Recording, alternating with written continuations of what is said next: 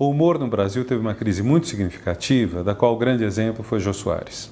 Jô Soares foi um grande humorista, todo o período da ditadura e mesmo depois, e num certo momento o Jô larga o humor para fazer entrevista.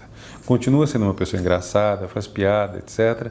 Mas eu acho que a renúncia dele ao humor e aos tipos que ele tinha foi muito significativa de um impasse no humor, que mais ou menos foi paralelo ao esgotamento da veia do veio humorístico do Chico Anísio. Eu lembro uma vez, eu fui visitar Antônio Cândido e Dona Gilda, na casa deles, nos anos 70, e o professor Antônio Cândido saiu um momento, ficou um pouco fora, depois pediu desculpas, é que ele não podia perder o Chico Anísio. Chico Anísio tinha, vamos dizer, esse público notável. Você pega os últimos anos com a escolinha do professor Raimundo, já não era praticamente nada. Quer dizer, o sujeito humanamente parece muito decente, que sempre arrumou lugar para os humoristas que não tinham mais emprego, mas vamos dizer cujo humor tinha ficado velho.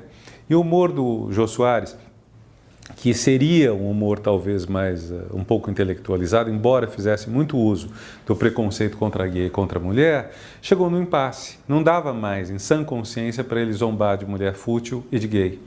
E a zombaria política tinha também perdido um pouco do seu papel. Então, acho que houve um soluço de coisa interessante com o pessoal do Cacete Planeta, TV Planeta Diário, etc., esses nomes, foram mudando, e depois todo esse humor entrou por uma vertente muito conservadora. Digamos, o humor tem duas grandes possibilidades em termos de valores.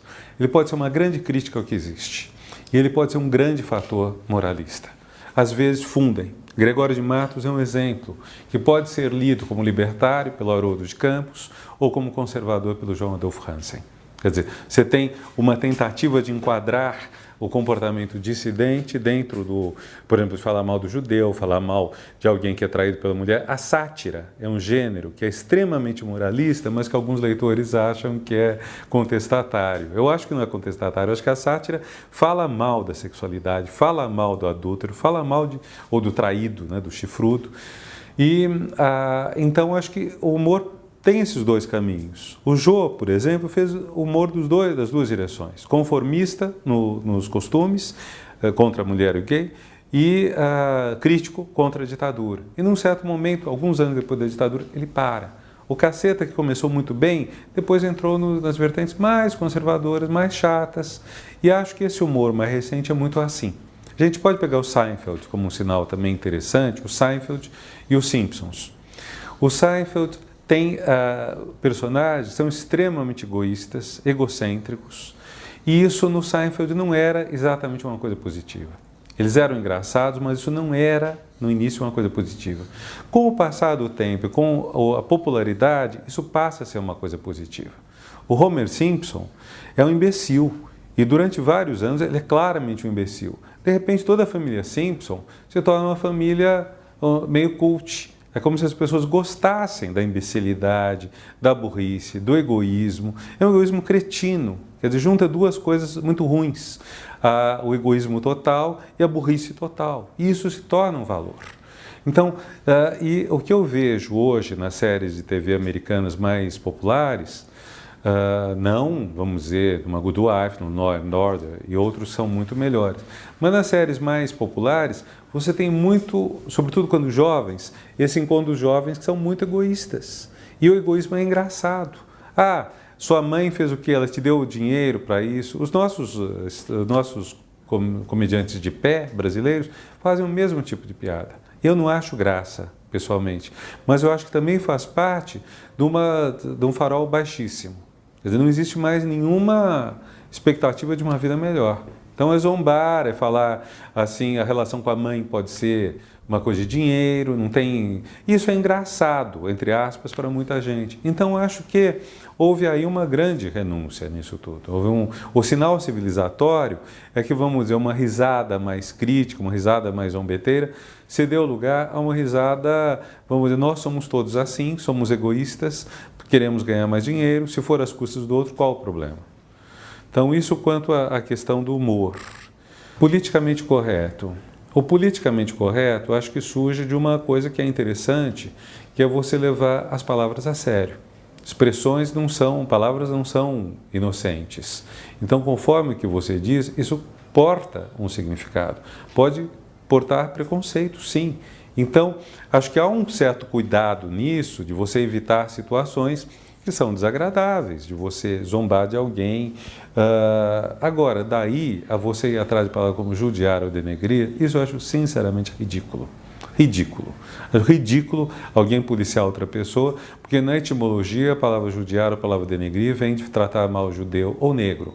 O caso irônico disso foi quando, não sei se foi Luiz Motti, falou na Bahia que o zumbi seria talvez gay, e algum movimento negro disse que estavam denegrindo a imagem de zumbi, o que foi engraçado. Mas o próprio Luiz, um tempo depois, quando eu falei em humor negro, disse que essa expressão não podia ser usada, pelo menos na Bahia não poderia ser usada. Eu acho que aí a gente chega ao nível do ridículo, sabe? Quer dizer, há uma coisa que está sendo valorizada hoje, que é as pessoas têm o direito a ser hipersensíveis. Isso é uma coisa muito norte-americana.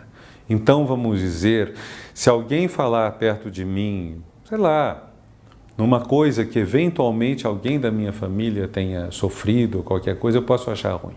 Sabe, no limite, se eu falar em Gassarim, perto de algum japonês que tem um primo que morreu no crime cometido no metrô de Tóquio por causa do Gassarim, eu posso afetar essa pessoa. Quer dizer, como uma sociedade que trata as pessoas a paulada, uma sociedade extremamente competitiva, em que os sentimentos das pessoas são maltratados, é como se grupos que têm poder de fogo se arrogassem o direito de serem hipersensíveis a alguma coisa. Não estou falando de negros ou judeus em especial, estou falando posso criar qualquer coisa. Pode ser as pessoas de olhos claros, pode ser, por exemplo, quem tem olho claro poderia ficar mal se alguém falar que nazismo é coisa de olho azul e cabelo loiro, então poderia, enfim. Então eu acho que aí a coisa passa a fugir do bom senso e acho que é importante não deixar isso tomar conta. Por outro lado, há uma coisa, vamos dizer, praticamente uma doença nos nossos cadernos de variedades.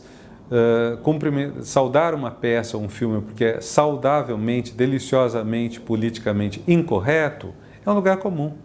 Tem livros vendendo no Brasil que são guias politicamente incorretos, sei lá o quê.